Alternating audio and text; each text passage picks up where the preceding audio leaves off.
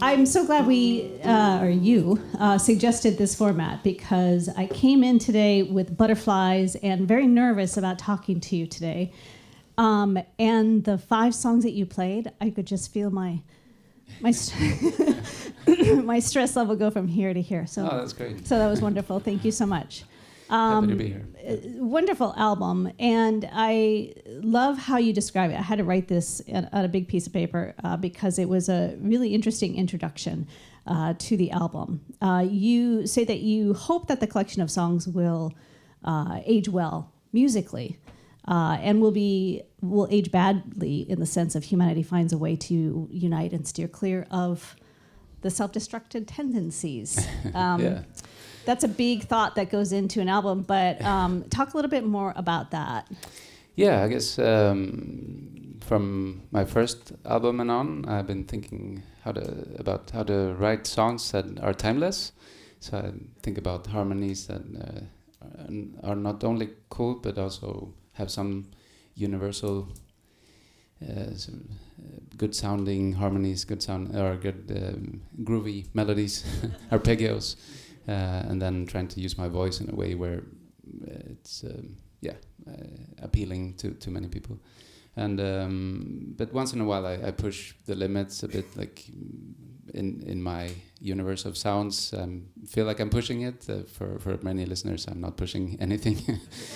And lyrically I've been doing the same, like switching back and forth. But yeah, so for this album I was a bit more transparent with my concerns regarding exponential technologies, with geopolitics, and I read a book by Toby Ord, Oxford philosopher, a book called The Precipice, and in that book he explores all the catastrophic risks and the existential risks, and that made me feel like I need to write something about this, because the natural risks amount to 1 in 10,000 that we don't make it next 100 years.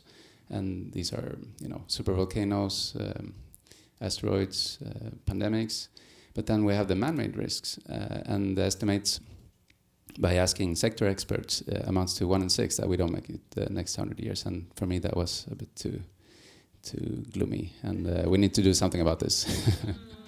Well, you sort of address that in a couple of your songs. Particularly humanity with nature and technology. The title track of the song, A Perfect Storm, and Losing Game. The video and the song, A Perfect Storm, you have this ability to musically lull us into just this meditative state. And then with your lyrics, particularly those 3 songs,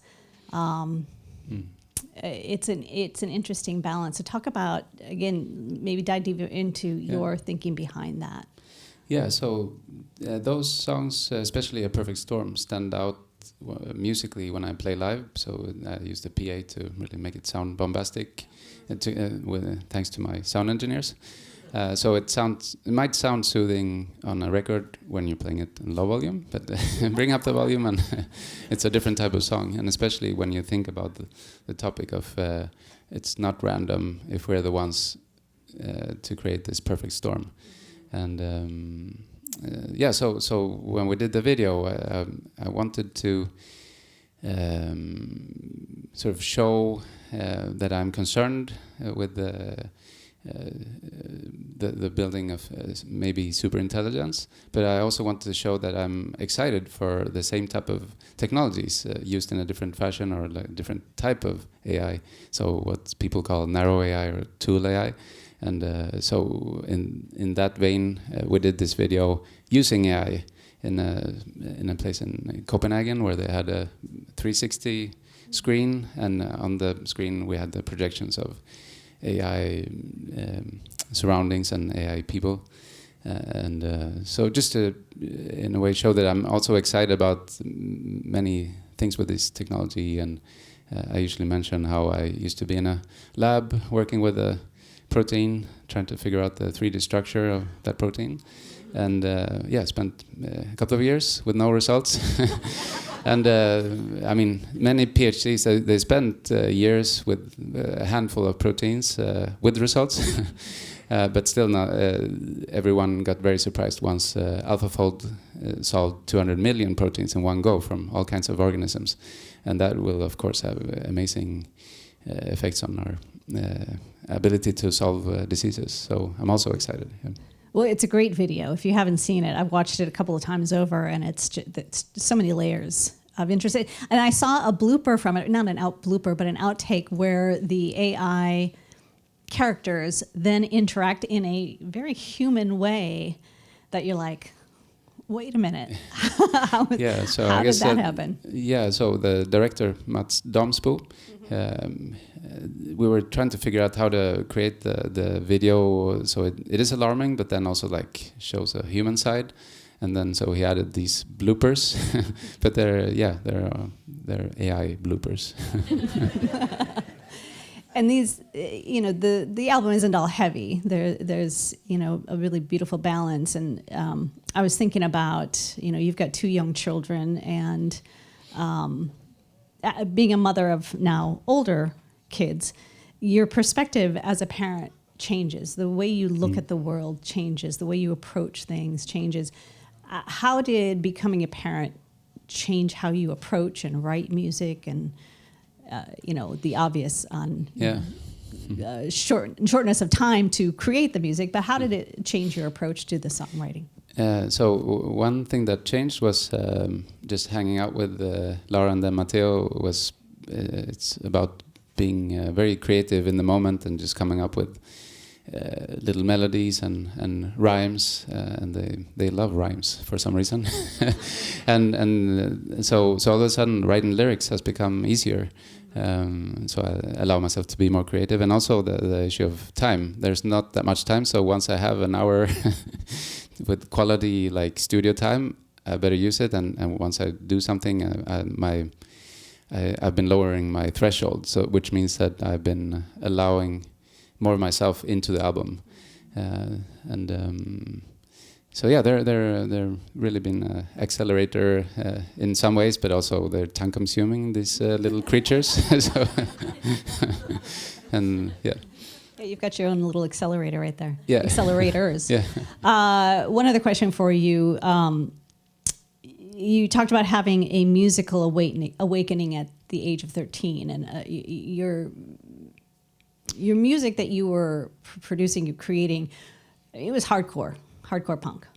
And then we walk in, again, for folks who aren't familiar with José González, we walk in and it's this just soothing, melodic music that you might find at a yoga studio. I mean, how did that, I mean, we all evolve and we all change. I mean, that's just part of becoming ourselves. But musically speaking, how did that evolve? Yeah, it's. I think eclectic youth is the reason for everything. So I was learning to play the Spanish guitar with bossa nova and sort of the folky Beatles songs and Silvio Rodriguez. So I had that on one hand, so very soft singing and the soft sounding guitar. And on the other hand, playing bass and screaming. So at first playing in a sort of punk band that was inspired by Misfits and Black Flag, and then starting a hardcore band that was more into metal hardcore.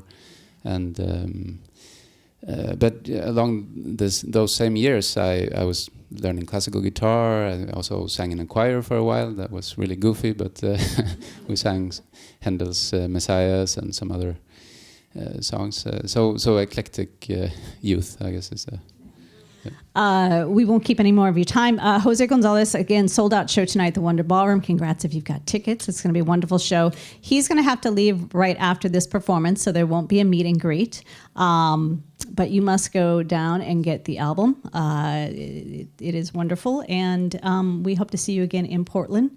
Thank you so much for taking time and coming to see us. And you've got one more song? Sure. Awesome. Thank you. Thank you so much.